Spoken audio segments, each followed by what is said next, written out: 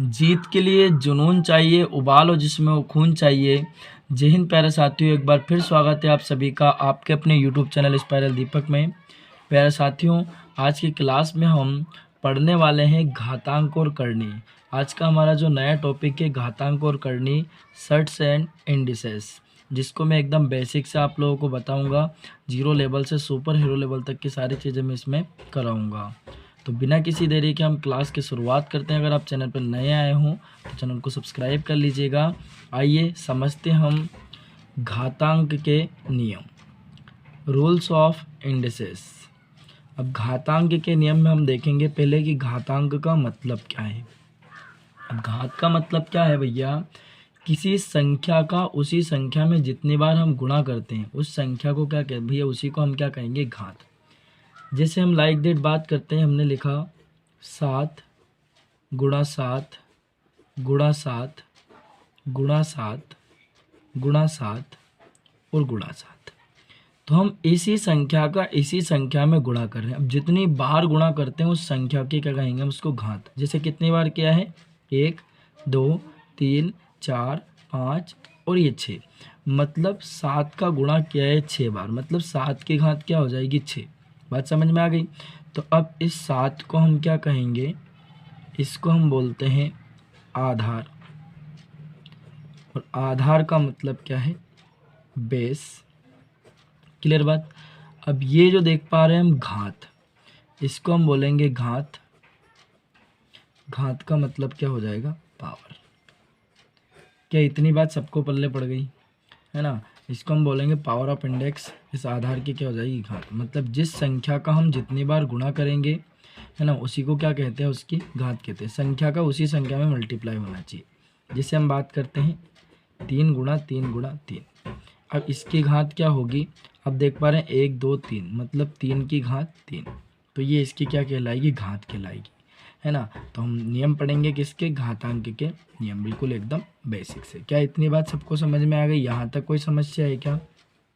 अब देखिएगा, पहला पॉइंट देखते हैं हम इसमें कि a⁴m इंटू a⁴n, मतलब कहने का जब आधार समान हो, क्या समान हो, आधार समान, तो गुणे में घाते जुड़ जाते हैं। ये कोई फॉर्मूलाज नहीं है, ये आपको पूरा मैथमेटिक्स में काम आने वाले हैं, है ना। ये सिर्फ गणित के रूल्स हैं जो अपन घातांक हम करने में पढ़ रहे हैं। ये घातांक के रूल्स हैं जो अपने को पता होना चाहिए, है ना। जो अपनी अथर्व बैच है, इसमें मैंने गणित का एकदम जीरो लेवल से शुरुआत कराया है, जिसमें हम पहले अर्थमेटिक को देख रहे हैं और बाद में एडवांस मैथ्स को देखेंगे अर्थमेटिक के कंप्लीट हो जाने के बाद।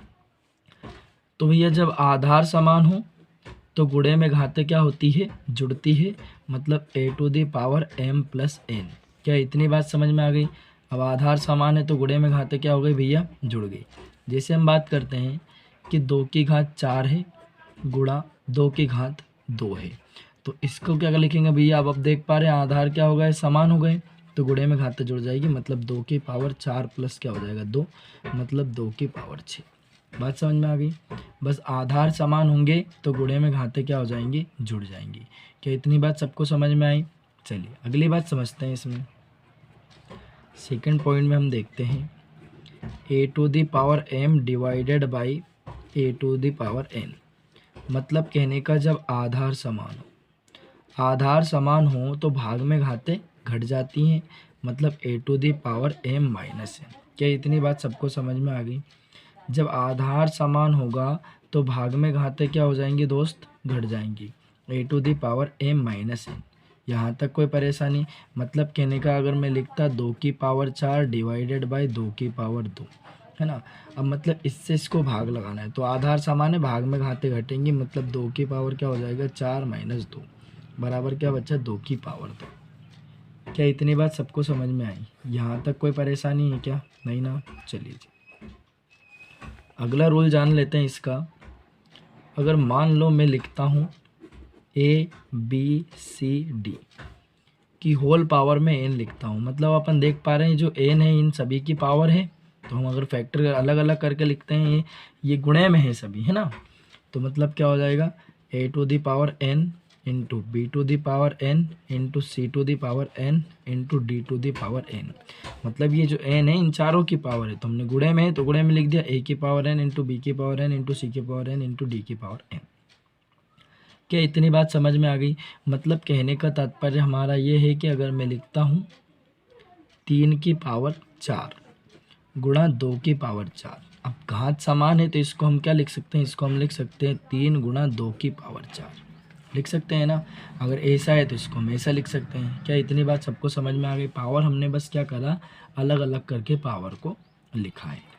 अगर मान लो इसकी बजाय हमारे पास होता, समझिएगा, इसकी बजाय अगर हम लिख देते कि भैया है ना n to the power a into n to the power b into n to the power c into n to the power d, अब बराबर में क्या होगा?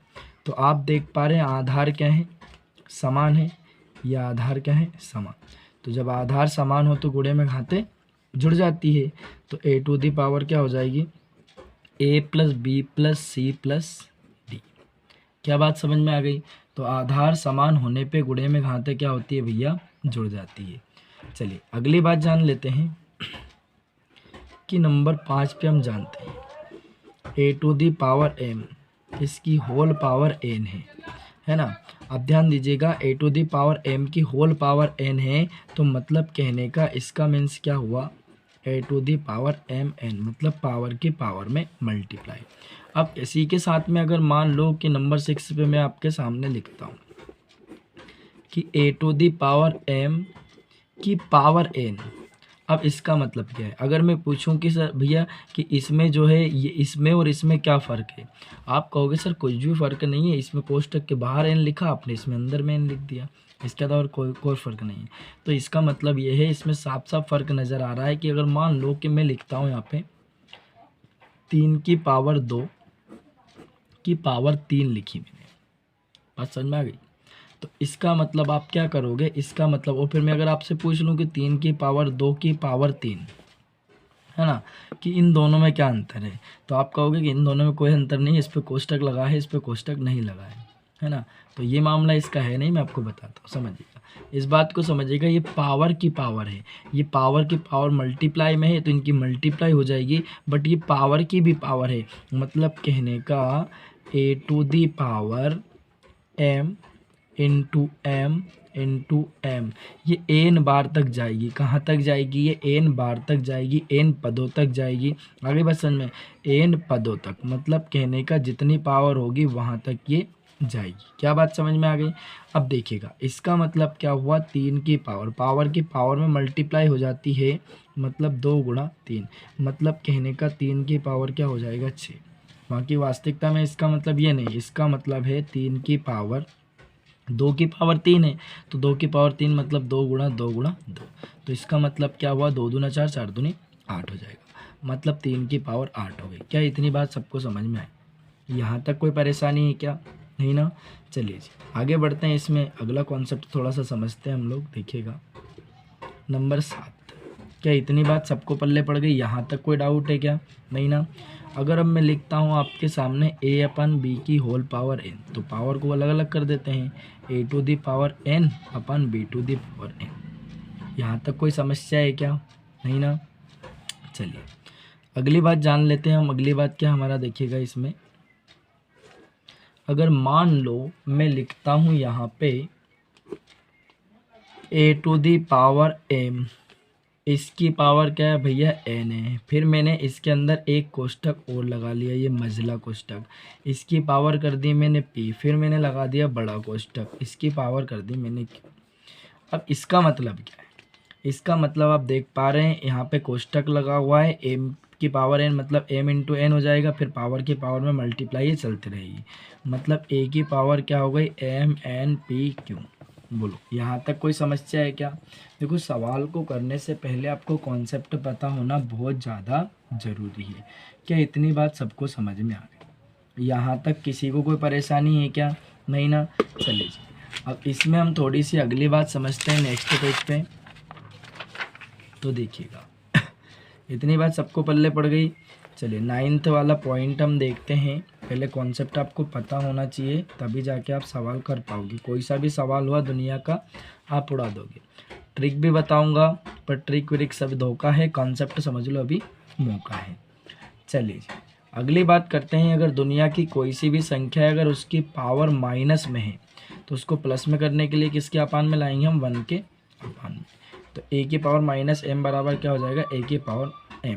बस समझ में आई? पावर क्या हो जाएगी? प्लस। यहाँ तक कोई डाउट है क्या? नहीं ना। चलिए जी, अगर बात करता है वो नंबर 10 पे आपसे, क्या बात करता है कि a to the power m divided by a to the power n, मतलब जब आधा, इसका मतलब क्या? भाग ही तो होता है। इसका मतलब होता है भैया भाग।